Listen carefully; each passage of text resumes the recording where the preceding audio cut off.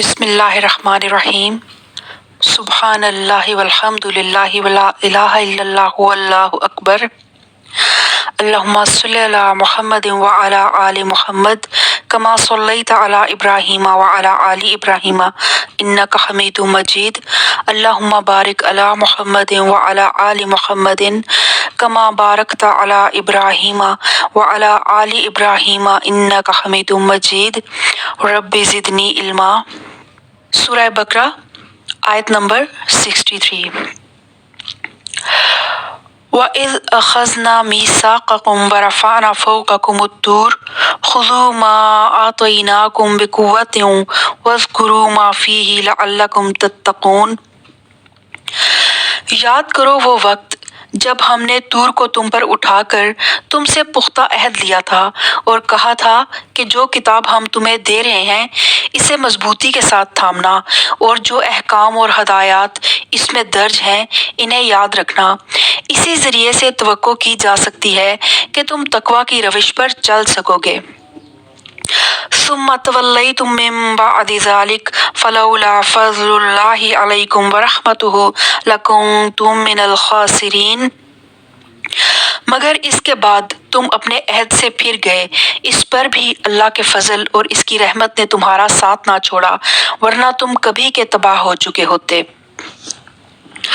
تو سلسلہ کلام جو ہے وہ بنی اسرائیل کے ساتھ ابھی جاری ہے، اور اللہ تعالیٰ ادھر ایک اور واقعے کا ذکر کر رہا ہے جس میں پہاڑ جو ہے وہ بنی اسرائیل کے اوپر، کیونکہ وہ قوم بار بار نافرمانیاں کرتی تھی، بار بار اپنے عہد کو توڑ دیتی تھی، بار بار وہ گناہوں پہ اصرار کرتی تھی، تو اللہ تعالیٰ نے ان کے اوپر ایک پہاڑ کو معلق کر دیا۔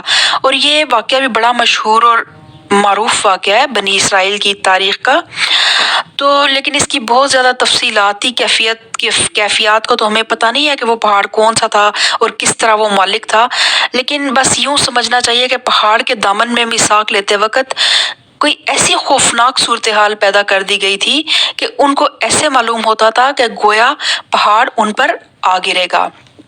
وَلَقَدْ عَلِمْتُمُ الَّذِينَ اعْتَدَوْا مِنْكُمْ فِي السَّبْتِ فَقُلْنَا لَهُمْ كُونُوا قِرَدَةً خَاسِئِينَ۔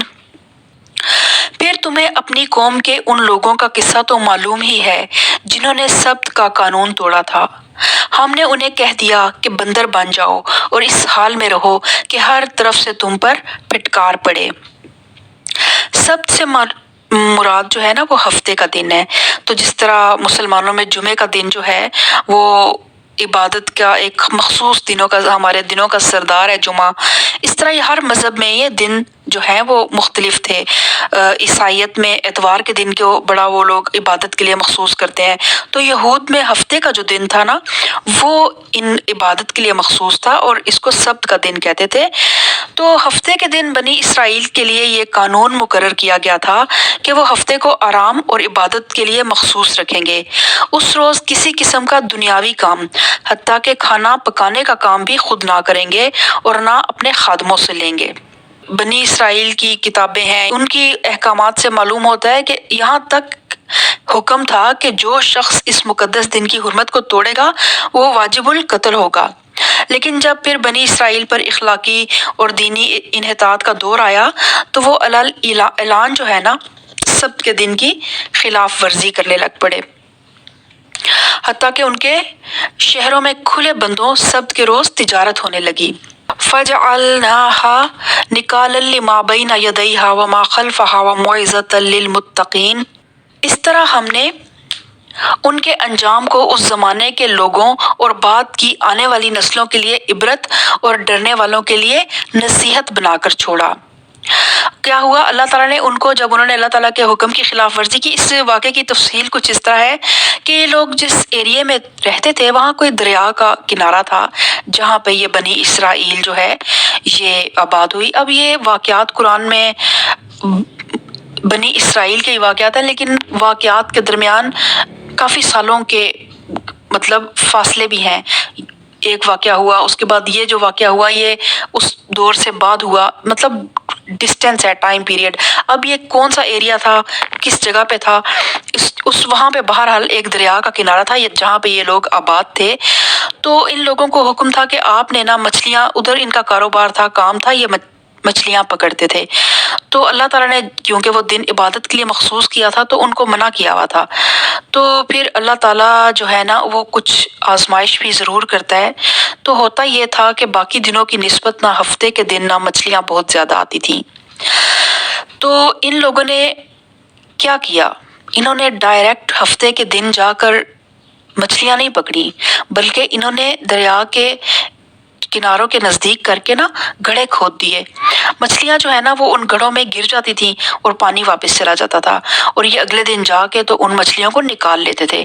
لیکن بیسک کیا تھا، اللہ کے ساتھ دھوکا تھا نا۔ آپ کو اللہ پہ یقین ہونا چاہیے تھا کہ جو رزق اللہ تعالیٰ نے ہمیں اس ہفتے میں دینا ہے، وہ اگر ہم ہفتے کے دن مچھلی نہ بھی پکڑیں گے تو اللہ تعالیٰ ہمیں وہ باقی دنوں میں دے دے گا۔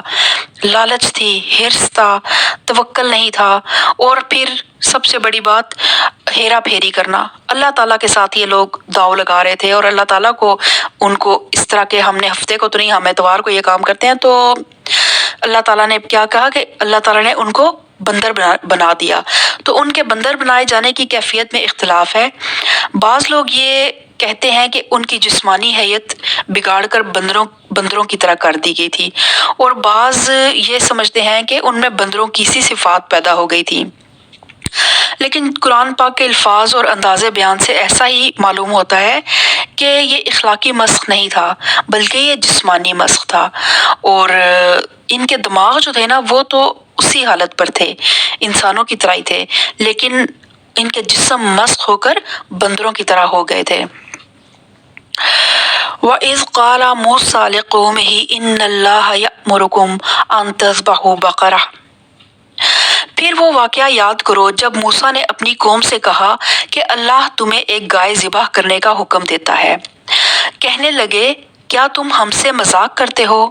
موسیٰ نے کہا، میں اس خدا کی پناہ مانگتا ہوں کہ میں جاہلوں کی سی باتیں کروں۔ اب آپ دیکھیں کہ ہمارے مزاج قرآن کو سننے کا مقصد کیا ہے۔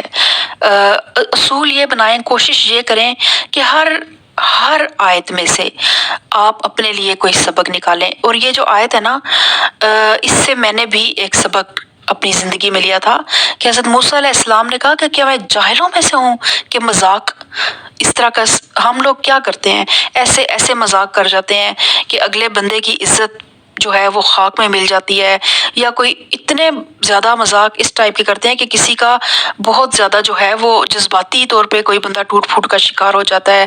ہم دین کو بھی مذاق میں لے آتے ہیں، ہم ہر محفل میں جب ہم بیٹھتے ہیں تو ہم اخلاق کی تمام حدوں کو کراس کر کے بس گوسپس میں کہاں کے کہاں نکل جاتے ہیں۔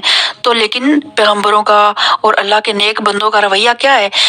بے شک ہنسی مذاق کرنا ایک اچھی بات ہے، لیکن اچھے انداز میں اس کو کرنا، جھوٹ سچ کو ملا کے اس طرح کی باتیں کر کے صرف لوگوں کو ہنسانے کے لیے اس طرح کے کام کرنا بالکل بھی پسندیدہ نہیں ہے۔ تو انہوں نے حضرت موسیٰ علیہ السلام نے کہا کہ میں اس خدا کی پناہ مانگتا ہوں کہ میں جاہلوں کی سی باتیں کروں۔ بولے، اچھا اپنے رب سے درخواست کرو کہ وہ ہمیں گائے کی کچھ تفصیل بتائے۔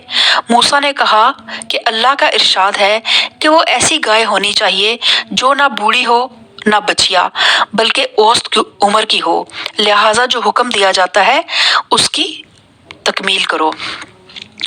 پھر کہنے لگے، اپنے رب سے یہ پوچھ دو کہ اس کا رنگ کیسا ہو۔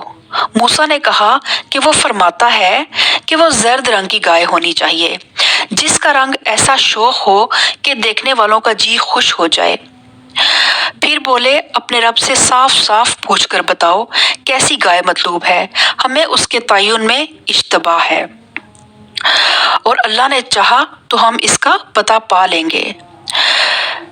قال انه يقول انها بقرة لا ذلول تثير الارض ولا تسقي الحرث مسلمة لا شية فيها۔ موسیٰ نے جواب دیا، اللہ کہتا ہے وہ ایسی گائے ہے جس سے خدمت نہیں لی جاتی، نہ زمین جوتتی ہے نہ پانی کھینچتی ہے، صحیح سالم اور بے داغ ہے۔ اس پر وہ پکار اٹھے کہ ہاں اب تم نے ٹھیک پتہ بتایا، پھر انہوں نے اسے ذبح کیا، ورنہ وہ ایسا کرتے معلوم نہ ہوتے تھے۔ اب یہ گائے کا واقعہ کچھ اس طرح ہے کہ کیونکہ بنی اسرائیل کے دل میں جو ہے نا بچڑے کا ایک تقدس تھا، گائے کا ایک جو ہے وہ تقدس تھا، وہ اس کو کہیں نہ کہیں جو ہے نا ایک بڑی ایک معبود سمجھتے تھے، لیکن وہ بظاہر اس چیز کو ابھی اظہار نہیں کرتے تھے، لیکن اللہ تعالیٰ بھی ان کے دلوں کا پھر امتحان اللہ تعالیٰ نے لینے کا فیصلہ کیا، اور اللہ تعالیٰ نے کہا کہ اللہ تعالیٰ بھی یہ ہے کہ ان لوگوں کے جو ہمسایہ قومیں تھیں ان میں گائے کی عظمت اور تقدیس اور گائے پرستی کا مرض جو ہے وہ چھوت کی طرح موجود تھا، اس لیے ان کو بھی حکم دیا کہ گائے ذبح کریں۔ ان کے ایمان کا امتحان اسی طرح ہو سکتا تھا کہ اگر وہ واقعی اب خدا کے سوا کسی کو معبود نہیں سمجھتے تو یہ عقیدہ اختیار کرنے سے پہلے جس بت کو وہ معبود سمجھ رہے تھے اسے اپنے ہاتھ سے توڑیں۔ یہ امتحان بہت کڑا امتحان تھا، ابھی دلوں میں پوری طرح ایمان بھی نہیں اترا ہوا تھا، تو انہوں نے کیا کیا، انہوں نے ٹالنے کی کوشش کی، بار بار اس طرح کا سوال اس طرح کا سوال، حالانکہ اگر وہ کوئی بھی گائے پکڑ کے قربان کر دیتے تو ان کی قربانی قبول ہو جانی تھی، لیکن اس قوم کا ایک مرض یہ بھی تھا، ایک تو کثرت سوال، ہر وقت سوال اور ٹال مٹول۔ تو یہی چیز جو تھی نا، پھر اللہ تعالیٰ نے کیا کیا کہ جس طرح جتنی وہ تفصیل پوچھتے گئے نا اتنے ہی وہ گھرتے چلے گئے، یہاں تک کہ آخرکار اسی خاص قسم کی سنہری گائے پر جسے اس زمانے میں پرستش کے لیے مختص کیا جاتا تھا، گویا انگلی رکھ کر بتا دیا گیا کہ اسے ذبح کرو۔ اور یہ جو واقعہ ہے اس کا تذکرہ جو ہے بائبل میں بھی ملتا ہے، وہاں پہ اتنی تفصیلات موجود نہیں ہیں کہ انہوں نے اس کو ٹالنے کی کس طرح کوشش کی، لیکن اس کا تذکرہ جو ہے وہ اس میں بائبل میں بھی ملتا ہے۔ فَقُلْ نَضْرِبُوهُ بِبَعْضِهَا كَذَلِكَ يُحْيِي اللَّهُ الْمَوْتَى وَيُرِيكُمْ آيَاتِهِ لَعَلَّكُمْ تَعْقِلُونَ۔ اس وقت ہم نے حکم دیا کہ مقتول کی لاش کو اس کے ایک حصے سے ضرب لگاؤ، دیکھو اس طرح اللہ مردوں کو زندگی بخشتا ہے اور تمہیں اپنی نشانیاں دکھاتا ہے تاکہ تم سمجھو۔ اب واقعہ اس طرح ہوا تھا کہ بنی اسرائیل میں کوئی شخص جو ہے وہ قتل ہو گیا تھا اور اس کے قاتل کا پتہ نہیں چل رہا تھا، تو اللہ تعالیٰ نے نا یہاں پہ ایک کام کروایا ان سے، اور ان کے دو جو ہے نا عقیدے ان کو درست کرنے کی کوشش کی۔ ایک تو ان کا توحید کا جو عقیدہ تھا جس میں وہ کہیں نہ کہیں شرک کرتے تھے اور گائے کی ایک پرستش کرتے تھے اور اس کی ایک تقدس تھا ان کے دل میں، ایک تو اللہ تعالیٰ نے یہ بھی جو ہے وہ ان کا ختم کرنے کے لیے یہ کام کروایا۔ دوسرا یہ تھا کہ عقیدہ آخرت، کہ مردے دوبارہ کس طرح زندہ ہو جائیں گے۔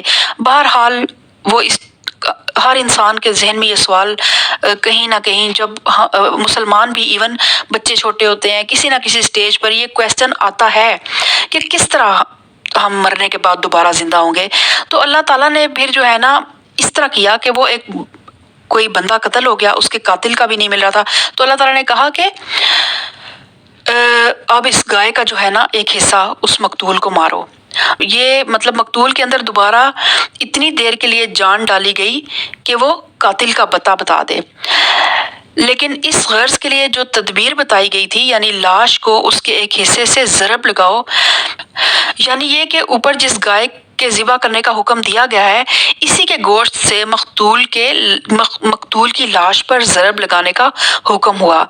اس طرح گویا ایک کرشمہ سے اللہ تعالیٰ نے دو سوالوں کا جواب دیا، ایک یہ کہ اللہ کی قدرت کا ایک نشان انہیں دکھایا گیا، دوسرے یہ کہ گائے کی عظمت اور تقدیس اور اس کی معبوبیت بھی جو تھی وہ ان کے جو دل میں تھی اس پر بھی ایک کاری ضرب لگائی گئی کہ اس نام نہاد معبود کے پاس اگر کچھ بھی طاقت ہوتی تو اسے ذبح کرنے سے ایک آفت برپا ہو جانی چاہیے تھی، یعنی کہ اگر وہ گائے واقعی کوئی معبود تھی، کوئی واقعی اتنی ہی عظیم چیز تھی وہ، تو پھر اس کے ذبح کرنے پر تو یقیناً کوئی نہ کوئی آفت آتی، کوئی زلزلہ آتا، کوئی بجلی کڑکتی، لیکن کچھ بھی نہ ہوا، بلکہ وہ ایک جانور تھا جو انسانوں کی ہی فائدوں کے لیے پیدا کیا گیا ہے، تو اس کا ذبح کرنا جو ہے وہ الٹا آپ کے لیے مفید ثابت ہوا۔ تو آیت نمبر 72 تک ہمارا سبق جو ہے وہ مکمل ہوا۔ سبحان ربک رب العزت عما یصفون وسلام علی المرسلین والحمد للہ رب العالمین۔